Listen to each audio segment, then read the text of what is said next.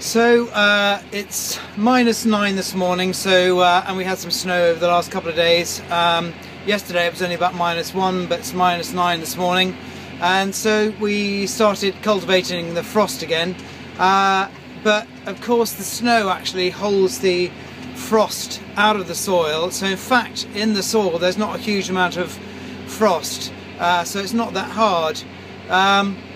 But the snow is allowing us to run cleanly on the top of the soil, and also we don't seem to be sinking in too much, hopefully preserving a good sort of soil structure at the same time.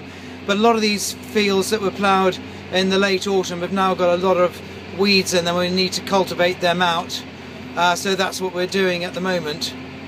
But in a minute I will get out and show you how soft the ground is actually, which is amazing considering that it is -9.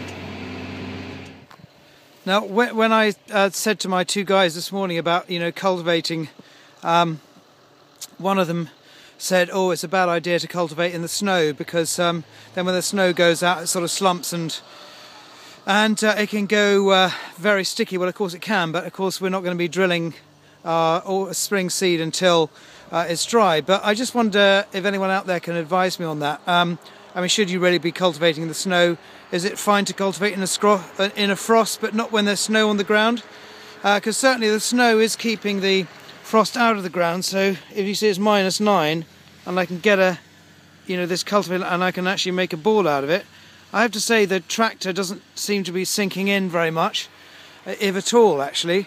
And it seems to be making a good job. It's difficult because of the snow on the ground to see how many weeds that we are actually pulling out. But it'd be great if any of you had any comments on what we're doing, and whether, I don't know, in Canada, do you guys cultivate in the snow if you can, or is it just too hard underneath?